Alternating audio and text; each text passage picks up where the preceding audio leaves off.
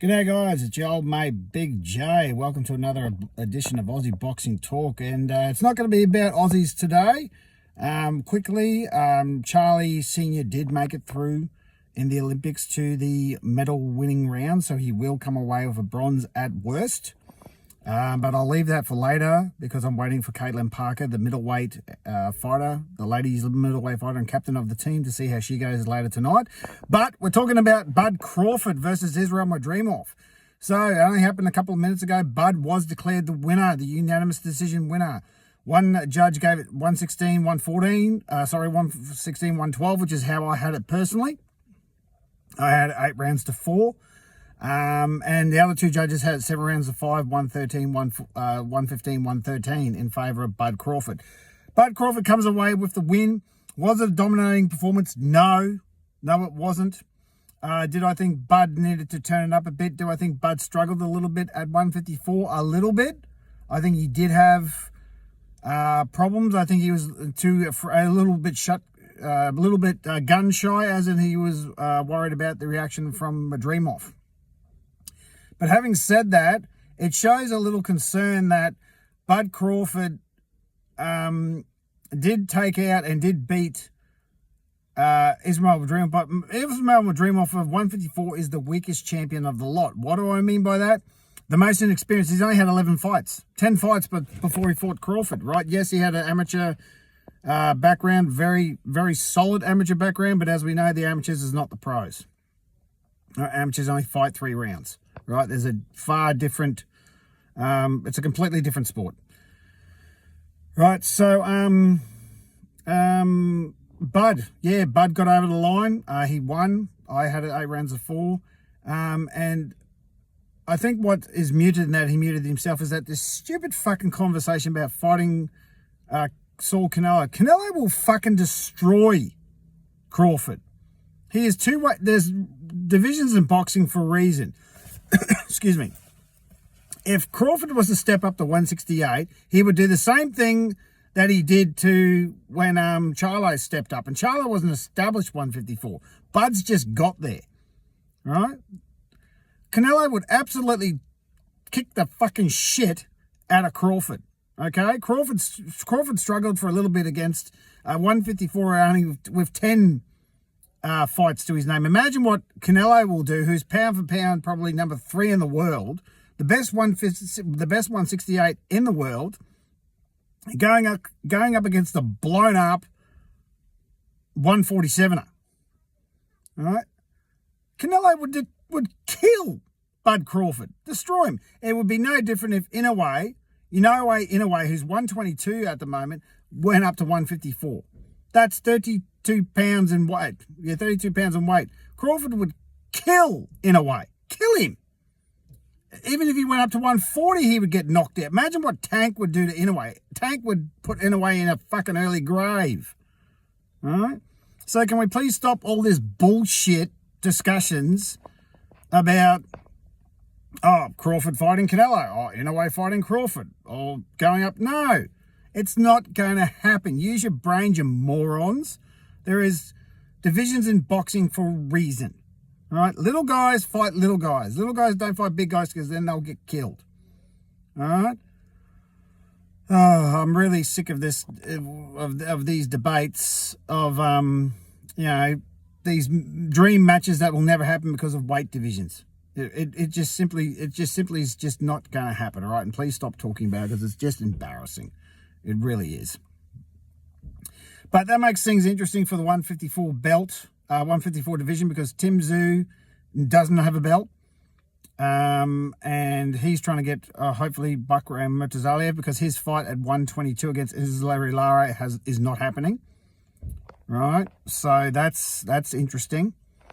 Fendor is still fighting Spence in November, I suppose. But if that fight doesn't happen, then Tim Tszyu needs to get his rematch back.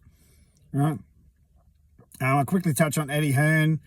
What a sore loser Eddie Hearn is. Oh, he's the champion. He should have took it. He won 8 rounds to 4, 7 rounds to 5. Eddie, what more do you want him to do?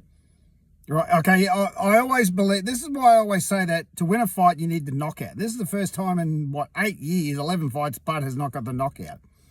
So people start saying, is he too old? Is 154 bridge too far? Did he only win because Madriov was so inexperienced? Right, the credits will come out, and they always do. I thought 154 was a bridge too far for Bud. It might not be proven against Madriov, but it might be proven against, say, Tim Tszyu, right? I mean, if you were to ask me, could Tim Tszyu beat Crawford? Based on the performance that he had now, there's a very good possibility that Tim Tszyu could beat Crawford.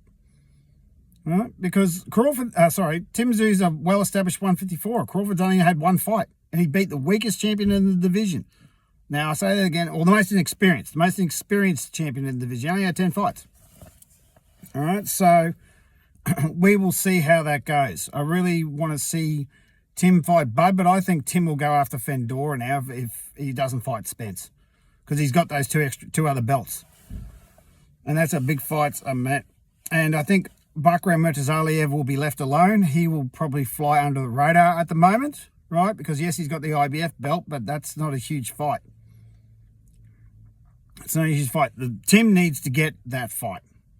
No Limit needs to open up their checkbook, write a blank check for Murtazaliev and say, name your price, mate, and you can come to Australia. Right? Or we'll fight you in the States or whatever. But they need to secure that fight, because the September 22 fight is not going to happen. Well, all they announced was a date. No event, no opponent, no venue. Why they would do that? And that fight's only 6 weeks away. So, what's it now? It's August 4th in Australia. That fight's 6 weeks away. 6-7 weeks away. So why they would announce that with no opponent and no venue is beyond me. It really is. But back on the Bud. Where's he go to now? Probably straight to a unification bout, right? So he's either going to fight Fendora or Murtazaliev. There won't be a rematch for Ismail Dreamov. He's going to have to go do something else. Has Bud stamped his authority on the division? No. He's made his presence known, but is he going to be able to dominate 154? I think it remains to be seen, right? Because I think that based on that, Tim will give him trouble. Fendora, if he uses his reach like he did against Tim, right?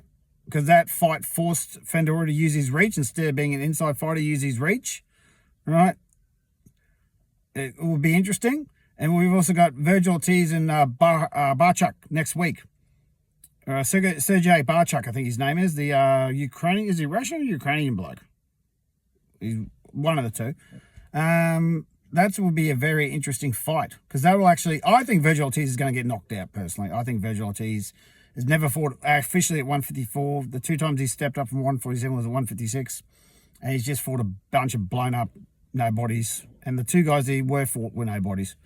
So I think Sergei Barchuk will knock out Virgil Ortiz, and the hype train will get derailed. It's just a shame that Tim couldn't fight today, because Tim would have knocked him out.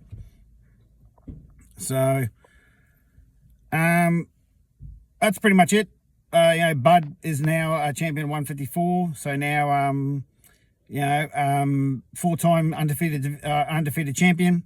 Congratulations to Bud, and we'll see what goes on from there. But yeah, please stop all this bullshit Canelo talk, because it's just fucking embarrassing. The fight's not going to happen. It makes no sense, and Canelo will kick the shit out of Bud.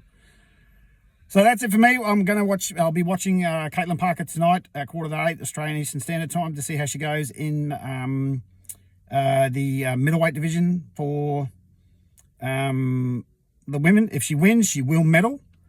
All right, and I'll let you know how it goes. All right, see you next video. Please like and subscribe.